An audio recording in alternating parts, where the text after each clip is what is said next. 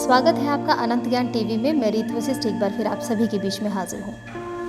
Art of living के yoga and meditation centre गुजरेड़ा में इस वक्त मैं मौजूद हूँ और मेरे साथ इंटरनेशनल टीचर आकाश जी मौजूद हैं। हमारे साथ जानकारी देंगे कि जो आर्ट ऑफ लिविंग का सेंटर यहाँ गुजरेड़ा में है तो किस तरह से यहाँ पर लोग हैं वो अपने तनाव को कम करते हैं। और आकाश जी, सबसे पहले तो आपका स्वागत है। बड़ा बड़ा धन्यवाद रितु जी। और अच्छा, यहाँ पर गोपालपुर जो आश्रम है हमारा, उसकी कहानी सुनाता हूँ मैं आपको। पहले आई थिंक 20-25 साल पहले जब गुरुदेव पहली बार यहाँ आए तो हम सब लोग भी साथ में थे और बच्चे ही थे उस समय। तो पहली बार यहाँ आकर उन्होंने कुछ बड़ी इंटरेस्टिंग सी चीज़ें देखी। तो उस समय आई थिंक सर्दियों का महीना चल रहे थे, तो बर्फ़ की पहाड़ थी यहाँ पर सारी धर्मशाला से।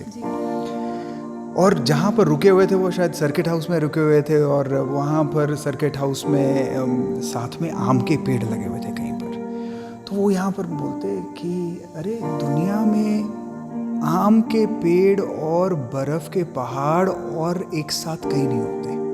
तो ये बड़ी इंटरेस्टिंग सी एक ऑब्जर्वेशन है कि हम लोग भी पूरी दुनिया भर में घूमे हैं, और ये जो कांगड़ा वैली है इसकी एक बहुत अलग ही सुंदरता है। तो इतने ऊंचे बड़े पहाड़ और साथ में ऐसी वैली होना, तो उस समय फिर गुरुदेव ने ये कहा था कि यहाँ हमारा आश्रम होगा आने वाले समय में। तो बस फिर वो करते करते यहाँ पर पहुँचे।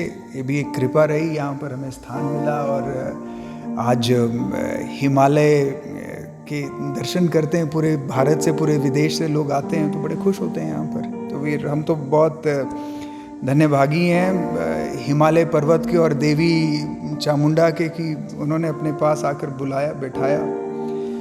और मेरा खुद का जो एक ये जर्नी रही है, मैं भी बचपन मेरा इंडिया में नहीं था और हम लोग, मेरा परिवार दुबई रहते थे। तो बचपन से एक बड़ी रुचि थी गुरुओं में। हालांकि ऐसा नहीं है कि हमारा बड़ा रिलीजियस परिवार है या ऐसा है, मगर मुझे हमेशा ऐसा होता था, ये जो भारतीय हमारे इंडियन स्पिरिचुअल मास्टर्स हैं, उनकी जो बड़ी किताबें हम लोग कई बार पढ़ते थे, चाहे वो परमहंस योगानंदा हुए या फिर अपने बंगाल से हैं, बहुत सारे जितने भी हमारे स्पिरिचुअल मास्टर्स हो, तो उनके बारे में पढ़कर हमेशा मुझे लगता था कि यार, ये कैसे लोग होंगे, इनसे मिलना कैसा होगा। तो एक बच्चे को जैसी रुचि होती है इन सब चीज़ों की, तो वैसे मैं एक स्पोर्ट्समैन रहा हूँ, पढ़ाई में भी बहुत अच्छा सब कुछ ठीक रहा, मगर उसके साथ साथ मेरे को हमेशा ये जीवन के बारे में ये प्रश्न ज़रूर आते थे कि ये जीवन क्या है, मैं यहाँ क्यों हूँ। अगर एक छोटा सा बच्चा कभी माँ बाप से ही पूछ देता है कि भाई मैं यहाँ क्या करने आया हूँ, तो इसका एक सही उत्तर आज है किसी के पास नहीं है। आप क्या बोलोगे बच्चे को? हो सकता है यही सब प्रश्नों के कारण एक बड़ी जिज्ञासा अंदर जागी और लगा कि मेरे को कोई ऐसा मिलना चाहिए जो मेरे इन प्रश्नों के उत्तर दे। तो 18 साल की उम्र में मैं फिर बेंगलोर, हमारा आश्रम है स्थित, तो इनको ढूंढते ढूंढते गुरुदेव को वहाँ पहुँच गया। तो फिर वहाँ से एक अलग कहानी शुरू हुई और मैं फिर उसी उम्र से वहीं पर रहना शुरू किया। अब वहाँ जाकर जो मुझे अनुभूति हुई, जो मुझे लगा, वो वर्णन करना बड़ा मुश्किल है शब्दों में, मगर ऐसा कहूँगा कि लगा जैसे अपने परिवार के पास पहुँच गया, परिवार से दूर नहीं, और एक हृदय खुला भीतर से। और जैसे जितने भी लोग वहाँ पर मिलने आए, जितने भी लोग वहाँ पर आते हैं अभी भी, तो ऐसा लगता है जैसे अपना परिवार है। और एक बहुत बड़ा मानसिकता खुलती है, मुझे ऐसा लगता है।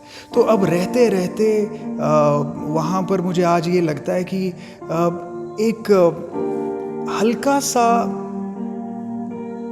अपने प्रति ज्ञान होना बड़ा आवश्यक है हमारे समाज में। मैं ऐसा समझता हूँ कि आज वो हमारी स्कूल का या हमारी समाज का ये हिस्सा है नहीं आज हमारे बच्चों को बताने के लिए, बच्चों को ही नहीं, उनके माता पिता को भी बताने के लिए है नहीं। क्यों?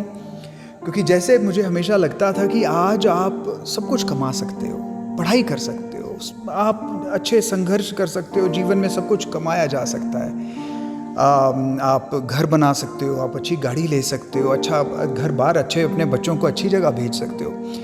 बट प्रश्न ये है कि सब कुछ होने के बावजूद भी जब किसी के जीवन में प्रसन्नता नहीं दिखे और हमेशा उनको कोई कमी खले भीतर, तो उस समय हमें दिशा देने के लिए कोई है नहीं। और आज मुझे लगता है कि ये हमारे देश भारत की कहानी नहीं है, पूरे दुनिया भर में इस समय एपिडेमिक है। एपिडेमिक हमें लगता है कि कोविड या कोई ऐसा होगा, नहीं, मुझे ऐसा लगता है कि मानसिक स्तर पर बीमार होना। मानसिक स्तर पर बीमार होने का मतलब क्या हुआ कि जब जीवन में आपके पास सब कुछ हो, खाद्य पदार्थ हो, अच्छा सुखी जीवन हो और बट फिर भी कोई प्रसन्नता नहीं हो, so there is no happiness in the society. तो वो मुझे लगता है कि वो मेंटल हेल्थ जिसे बोलेंगे, वो एक बहुत बड़ी समस्या आज बन गई है हर जगह। तो इसलिए मैं अभी उदाहरण देता हूँ। कुछ दिनों पहले मैं यहाँ पर कहीं गया और पहाड़ों की बात है शायद, मुझे लग रहा है आसपास के, तो यहाँ पर मुझे कुछ बच्चे मिले दक्षिण भारत के, तो वो यहाँ पर चाय बेच रहा था। तो मैंने बोला, यार तुम यहाँ क्या कर रहे हो? तो he was an engineer, in fact एक कंप्यूटर इंजीनियर थे। तो मैंने बोला, यहाँ एक गांव, कहीं दूर दराज गांव के अंदर। तो बोला, भैया मैं यहाँ पर वर्क फ्रॉम होम करने आया था और उसके बाद मैं आकर मैं यहाँ आ गया हिमाचल में, कुछ दिन वर्क फ्रॉम होम करता रहा, उसके बाद मुझे मन ही नहीं किया कि मैं वापस जाऊँ। तो एक तरफ से मुझे ऐसा लगता है कि आज कहीं ना कहीं एजुकेशन या जो परिस्थितियां हमारी बन रही हैं पूरे समाज में, हमारे शायद यंगस्टर्स तो जाग रहे हैं, ये देख रहे हैं कि भौतिक समाज के अलावा भी कुछ जीवन में बड़ा है। तो यहाँ पर जो अब स्पेशली आर्ट ऑफ लिविंग में भी है, या हमारे पास जो भी आते हैं, ध्यान सीखने आते हैं, इनमें पूरे इंडिया में भी मैं बोलता हूँ 70-80% 40 साल से कम है। ये वो लोग हैं जो पढ़ाई लिखाई करके, सब कुछ करके, अब उनको जब लगता है कि यार सब कुछ ले लिया, सब कुछ है मेरे पास आज, मगर जब उन्हें लगने लगे कि यार खुशी या प्रसन्नता से, हैप्पीनेस, जॉय, मेंटल पीस से बड़ा और कुछ नहीं लाइफ में, तब उनको ऐसे स्थानों का महत्व पता लगता है। तब इसलिए हमारी जो मुझे लगता है कि जो पौराणिक ज्ञान है, जो हमारे गुरु शिष्य परंपरा चली है, ये समय है उस ज्ञान का। तो आर्ट ऑफ लिविंग में हम यही करते हैं। यहाँ पर सब लोग आते हैं तो उनको प्राणायाम सिखाते हैं, ध्यान सिखाते हैं, सुदर्शन क्रिया सिखाते हैं, मेडिटेशन, और देखो फिर पहाड़ों में यहाँ पे बैठते हैं आराम से और बड़े खुश होकर, शांत होकर फिर सेवा में लग जाते हैं यहीं पे सब लोग आकर। तो बहुत बहुत ही सुंदर है और ये गुरुदेव की है कृपा कि यही आज आर्ट ऑफ लिविंग जो लगभग 160 देशों से ज़्यादा में हमारे सेंटर्स हैं, हम लोग खुद भी ट्रैवल करते हैं हर जगह, और यही कहानी हर जगह है। तो इस समय ये ज्ञान, आर्ट ऑफ लिविंग, ये समाज की और इस समय की मांग है। और मैं भी कृतज्ञ हूँ कि ऐसे कुछ काम में जुड़ा हूँ जिससे दूसरों के जीवन में मुस्कुराहट ला सकें। जैसे हमने भी देखा है कि हर उम्र का जो व्यक्ति है यहाँ पर है, क्योंकि आप जैसा बता रहे हैं कि पेंडेमिक ज़रूरी नहीं कि एक ही चीज़ है, क्योंकि पेंडेमिक आजकल जो है वो मानसिक तनाव बहुत ज़्यादा है, वही पेंडेमिक है जी, जो स्पेशली जो है वो छोटे बच्चों में भी है और बड़े बुजुर्गों में भी है। तो किस तरह की क्रियाएँ जो हैं वो करके यहाँ पर लोग अपने आप को बिल्कुल शांत महसूस करते हैं? देखिए, सबसे पहले तो शुरुआत होती है ये पहचानने से कि मुझे कुछ करना है। वो सबसे पहली शुरुआत। जिस समय हमारे मन में कुछ आया कि नहीं यार, मुझे अपने आप को समय देना है, I need to attend to my mind, I need to attend to my life, ये किसी के भी मन के अंदर आ गया कि नहीं, मुझे अपने जीवन में थोड़ा ध्यान देना पड़ेगा।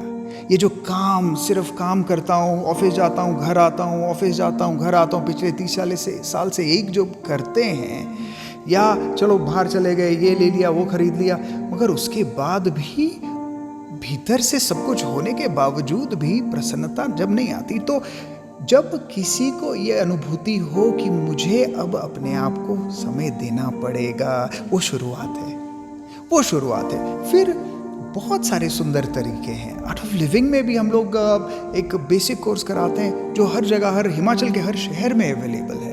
तो बड़ा सुंदर 4-5 दिन का ये प्रोग्राम है, 2-3 घंटे रोज़। अब उनको उस दौरान बहुत सारी चीज़ें कराई जाती हैं, जीवन के बारे में बात करते हैं हम लोग, और उसके साथ साथ बड़े सहज प्राणायाम और सुदर्शन क्रिया सिखाते हैं। अब सुदर्शन क्रिया एक ऐसी प्रक्रिया है जो हमारे सांस और हमारी भावनाओं के साथ जुड़ी हुई है। तो बड़े सहजता के साथ वो सांस को, वो प्राणायाम, वो प्रक्रिया करते करते ऐसे मन मस्त हो जाता है। तो कईयों को तो कई बार ये विश्वास नहीं होता कि किस तरह 4-5 दिन में जीवन पूरा पलट जाता है। That's it. और फिर आश्रम में जब आते हैं, यहाँ पर स्पेसिफिकली, यहाँ पर लोग ध्यान सीखने आते हैं। तो जिन लोगों ने सब वो सुदर्शन क्रिया कर ली हो, उसके बाद यहाँ पर आकर वो मेडिटेशन करते हैं। यहाँ पर हमारा साइलेंस प्रोग्राम्स होते हैं और बड़े अलग अलग किस्म के हमारे ध्यान होते हैं, बड़े सुंदर। तो इस तरह के बहुत सारे प्रोग्राम्स हम लोग यहाँ पर ऑफर करते हैं। योगा के कोर्स, यहाँ टीचर्स ट्रेनिंग होता है योगा का। और उसी तरह से हम लोग यूथ के लिए लीडरशिप ट्रेनिंग प्रोग्राम्स करते हैं, जो गांव-गांव के अंदर जाकर वहाँ पर नवचेतना शिविर सिखाते हैं। वो भी हिमाचल के अंदर मैं कहता हूँ कि बहुत ही अच्छा प्रोग्राम है ये, जहाँ पर बच्चों को इस समय देखिए, हम लोग हिमाचल सरकार के साथ मिलकर यूथ एम्पावरमेंट प्रोग्राम्स करवा रहे हैं। बल्कि हिमाचल की बात हो रही है तो ये भी बड़े बड़प्पन की बात नहीं होगी। मुझे लग रहा है इस समय हिमाचल नंबर 2 या number 1 youth related drug problem में हाईएस्ट है इस समय। तो इस समय हम सब लोगों को सबको आना पड़ेगा बाहर। ये अब हमारे हर किसी के घर में दस्तक दे रही है ये प्रॉब्लम। ये भी अगर फाइनली देखो तो एक मेंटल इशू ही है। तो इस समय हम अपने बच्चों को, अपने यूथ को संभालना पड़ेगा। बहुत ज़रूरी है, इस ज्ञान का आवश्यकता है समाज के अंदर। तो ये जो यूथ लीडरशिप ट्रेनिंग प्रोग्राम करवाते हैं, तो जितने भी हमारे गवर्नमेंट कॉलेजेस हैं, हमारे स्कूल्स हैं, वहाँ जाकर इन बच्चों को ये हम लोग ये प्रोग्राम्स करवा रहे हैं। और बहुत बड़ा चेंज आ रहा है। जहाँ पर भी ये बच्चे सेवा में जुड़ जाते हैं, उनकी लाइफ में चेंज आ जाता है। तो दैट्स व्हाट वी डू। बच्चों की बात तो हो गई, क्योंकि टाइम बहुत हेक्टिक है। लोग, जैसा आपने बताया कि ऑफिस जा रहे हैं, घर आ रहे हैं, तो ऐसे लोगों के लिए ऑनलाइन क्या प्रोसीजर है कि अगर करें, क्योंकि कितने वक्त से आप ये चला रहे हैं? देखिए, वैसे तो हमारे पिछले 40 साल से ज़्यादा आर्ट ऑफ लिविंग पूरे दुनिया भर में हो रहे हैं प्रोग्राम्स। और आजकल स्पेशली कोविड ने ये सिखाया कि इस समय ऑनलाइन हर चीज़। तो हमारे ज़्यादातर जो भी बेसिक प्रोग्राम्स हैं, इवन एडवांस प्रोग्राम्स हैं, वो सारे ऑनलाइन अवेलेबल हैं। तो घर पे भी बैठकर आप लोग बड़े आराम से ये सारे प्रोग्राम्स कर सकते हैं। पूरे इंडिया में रेगुलर हो रहे हैं। जितने भी हमारे मैक्सिमम प्रोग्राम्स हैं वो ऑनलाइन अवेलेबल हैं, वो कर सकते हैं।